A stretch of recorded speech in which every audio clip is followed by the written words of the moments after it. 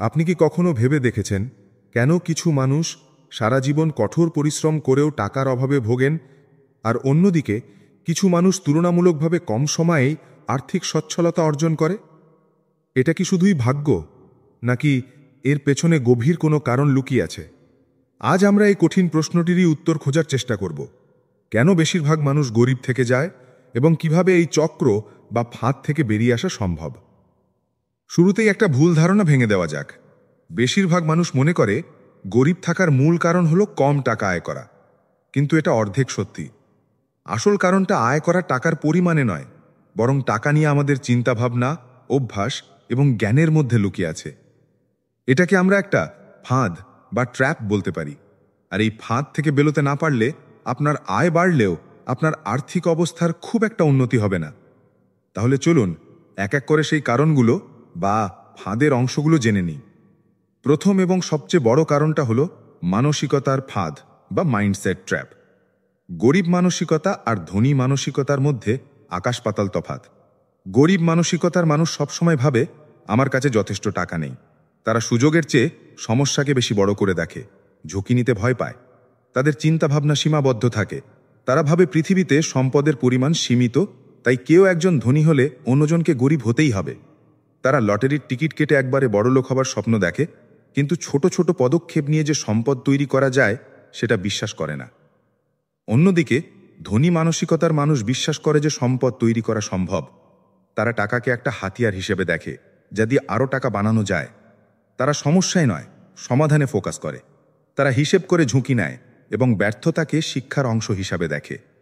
তাদের প্রথম লক্ষ্য থাকে শেখা, তারপর আয় করা। দ্বিতীয় কারণ হলো আর্থিক জ্ঞানের অভাব। আমাদের স্কুল কলেজে ইতিহাস, ভূগোল, বিজ্ঞান সবই শেখানো হয়, কিন্তু কিভাবে টাকা ম্যানেজ করতে হয়, কিভাবে বিনিয়োগ করতে হয়, সেই শিক্ষাটা প্রায় কেউই পায় না। বেশিরভাগ মানুষ জানেই না অ্যাসেট আর লায়াবিলিটির মধ্যে আসল পার্থক্য কী। সহজ ভাষায়, অ্যাসেট বা সম্পদ হলো সেই জিনিস যা আপনার পকেটে টাকা নিয়ে আসে। যেমন ধরুন, আপনার একটা বাড়ি আছে যা আপনি ভাড়া দিয়েছেন, সেই ভাড়াটা আপনার অ্যাসেট। অথবা ধরুন শেয়ার বাজারে আপনার বিনিয়োগ, যা থেকে আপনি ডিভিডেন্ড পাচ্ছেন। আর লায়াবিলিটি বা দায় হলো সেই জিনিস যা আপনার পকেট থেকে টাকা বের করে নিয়ে যায়। যেমন ধরুন, আপনি একটা দামি গাড়ি কিনেছেন লোন করে, তার জন্য প্রতি মাসে যে ইএমআই বা কিস্তি আপনাকে দিতে হচ্ছে, সেই গাড়িটা আপনার জন্য একটা লায়াবিলিটি। গরিব এবং মধ্যবিত্তরা না বুঝে লায়াবিলিটি কেনে। তাদের আয় বাড়ে আর তার সাথে সাথেই তারা আরও বড় গাড়ি, দামি ফোন, দামি পোশাক কেনা শুরু করে। তাদের জীবনযাত্রার মান বাড়ে, কিন্তু তাদের সম্পদ বাড়ে না। তারা একটা ইঁদুর দৌড়ে ফেঁসে যায়, যাকে বলা হয় র্যাট রেস। তারা টাকা আয় করে শুধু বিল দেওয়ার জন্যে এবং অন্যের পকেট ভরার জন্যে। তৃতীয় কারণ হলো আয়ের একটিমাত্র উৎসের ওপর নির্ভরতা। বেশিরভাগ মানুষ তাদের চাকরির বেতনের ওপর সম্পূর্ণ নির্ভরশীল। তারা ভাবে একটা সুরক্ষিত চাকরি মানেই জীবন সুরক্ষিত, কিন্তু আজকের পৃথিবীতে কোনো চাকরি শতভাগ সুরক্ষিত নয়। যখন আপনার আয়ের মাত্র একটা উৎস, তখন আপনি আর্থিকভাবে খুব দুর্বল অবস্থায় থাকেন। চাকরি চলে গেলে বা ব্যবসায় মন্দা আসলে আপনার পুরো আর্থিক কাঠামো ভেঙে পড়ে। অন্যদিকে যারা আর্থিকভাবে সফল, তারা একাধিক আয়ের উৎস বা মাল্টিপল ইনকাম স্ট্রিম তৈরি করার উপর জোর দেয়। তাদের চাকরির পাশাপাশি হয়তো ছোট কোনো ব্যবসা থাকে, অথবা তারা শেয়ার বাজারে বিনিয়োগ করে, রিয়েল এস্টেটে বিনিয়োগ করে, বা তাদের কোনো স্কিলকে কাজে লাগিয়ে ফ্রিল্যান্সিং করে। একটা উৎস বন্ধ হয়ে গেলেও অন্যগুলো তাদের সাহারা দেয়। চতুর্থ কারণ হলো বাজে অভ্যাসের চক্র। গরিব থাকার অভ্যাসগুলো আমাদের অজান্তেই তৈরি হয়ে যায়। যেমন আয় করার আগেই খরচ করার পরিকল্পনা করা, মাস শেষ হওয়ার আগেই বেতন শেষ হয়ে যাওয়া, ক্রেডিট কার্ডের উপর অতিরিক্ত নির্ভরতা এবং মাস শেষে শুধু মিনিমাম অ্যামাউন্ট পেমেন্ট করা। এই অভ্যাসগুলো আপনাকে ঋণের জালে জড়িয়ে ফেলে। আর একবার ঋণের জালে জড়িয়ে গেলে আপনার আয়ের একটা বড় অংশই চলে যায় সুদ মেটাতে। আপনি তখন নিজের জন্য কাজ করেন না, আপনি কাজ করেন ব্যাংকের জন্যে।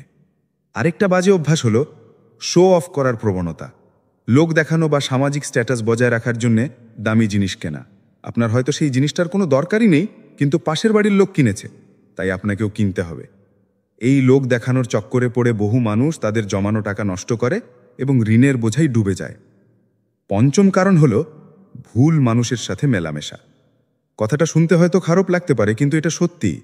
আপনি যাদের সাথে দিনের বেশিরভাগ সময় কাটান, তাদের চিন্তাভাবনা, তাদের অভ্যাস আপনার উপর গভীর প্রভাব ফেলে। আপনি যদি এমন মানুষের সাথে মেশেন যারা সবসময় টাকা পয়সা নিয়ে নেতিবাচক কথা বলে, যারা বড় স্বপ্ন দেখতে ভয় পায়, যারা বিনিয়োগকে জুয়া মনে করে এবং শুধু খরচ করার কথা বলে, তাহলে ধীরে ধীরে আপনার মানসিকতাও তাদের মতোই হয়ে যাবে।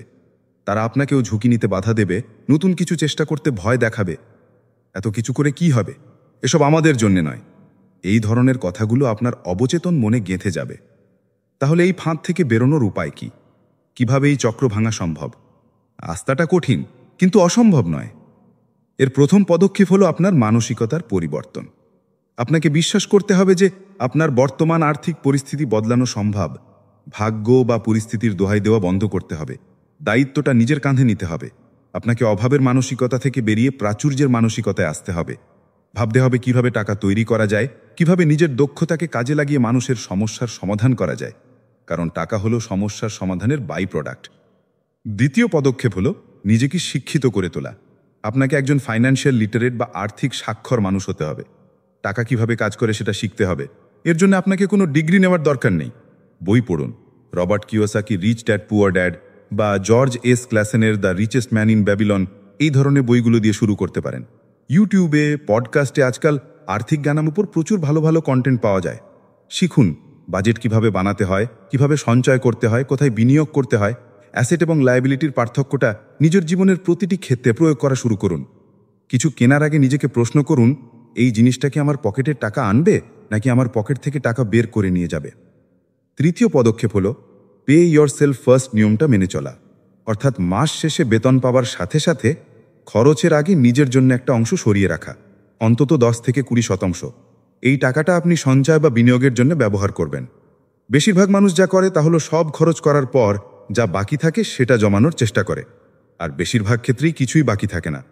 কিন্তু আপনি যদি শুরুতেই নিজের অংশটা সরিয়ে রাখেন, তাহলে আপনি বাকি টাকা দিয়ে মাস চালানোর একটা উপায় বের করে নেবেন। এই একটা অভ্যাস আপনার আর্থিক জীবনে নাটকীয় পরিবর্তন আনতে পারে। চতুর্থ পদক্ষেপ হলো বাজে ঋণ থেকে মুক্তি এবং ভালো ঋণকে চেনা। ক্রেডিট কার্ডের বিল, পার্সোনাল লোন, এগুলো হলো বাজে ঋণ, যা আপনার উপর সুদের বোঝা চাপায়। যত তাড়াতাড়ি সম্ভব একটা পরিকল্পনা করে এই ঋণগুলো শোধ করে দিন। আর খরচের অভ্যাস বদলান। ডেবিট কার্ড ব্যবহার করুন অথবা ক্যাশে লেনদেন করুন, যাতে নিজের সামর্থ্যের বাইরে খরচ না করে ফেলেন। পঞ্চম পদক্ষেপ হলো আয়ের একাধিক উৎস তৈরি করার চেষ্টা করা। আপনার বর্তমান চাকরির পাশাপাশি আপনি কি করতে পারেন সেটা ভাবুন। আপনার কি কোনো বিশেষ শখ বা দক্ষতা আছে? আপনি কি ভালো লিখতে পারেন, ছবি আঁকতে পারেন বা কোনো বিষয়ে পড়াতে পারেন? ছোট করে শুরু করুন। ফ্রিল্যান্সিং, টিউশন, অনলাইন কোর্স বিক্রি করা বা একটা ছোট্ট ইউটিউব চ্যানেল, যে কোনো কিছু হতে পারে। শুরুর দিকে আয় হয়তো খুব কম হবে, কিন্তু ধীরে ধীরে এটাই আপনার দ্বিতীয়, তৃতীয় আয়ের উৎস হয়ে যেতে পারে, যা আপনাকে আর্থিক স্বাধীনতা দেবে। এবং শেষ এবং সবচেয়ে গুরুত্বপূর্ণ পদক্ষেপ হলো অ্যাকশন বা কাজ শুরু করা। শুধু জানা বা পরিকল্পনা করাই যথেষ্ট নয়, আপনাকে আজ থেকে ছোট ছোট পদক্ষেপ নিতে হবে। হতে পারে আপনার প্রথম পদক্ষেপটা হলো আজ রাতে 1 ঘন্টা আর্থিক বিষয় নিয়ে কোনো ভিডিও দেখা, অথবা হতে পারে আপনার মাসিক খরচের একটা হিসেব তৈরি করা, অথবা হতে পারে আপনার প্রথম 500 টাকা কোনো মিউচুয়াল ফান্ডে বিনিয়োগ করা। পরিমাণটা গুরুত্বপূর্ণ নয়, শুরু করাটা গুরুত্বপূর্ণ। মনে রাখবেন, গরিব থেকে ধনী হওয়ার এই যাত্রাটা কোনো 100 মিটার দৌড় নয়, এটা একটা ম্যারাথন। এর জন্য সময় লাগবে, ধৈর্য ধরতে হবে এবং অনুশাসন মেনে চলতে হবে। রাতারাতি কিচ্ছু বদলাবে না, কিন্তু আপনি যদি সঠিক মানসিকতা, সঠিক জ্ঞান এবং সঠিক অভ্যাস নিয়ে কুচুন্নি চেষ্টা চালিয়ে যান, তাহলে আপনি অবশ্যই এই দারিদ্র্যের ফাঁদ থেকে বেরিয়ে আসতে পারবেন এবং নিজের ও নিজের পরিবারের জন্য একটি আর্থিক সুরক্ষিত ভবিষ্যৎ তৈরি করতে পারবেন।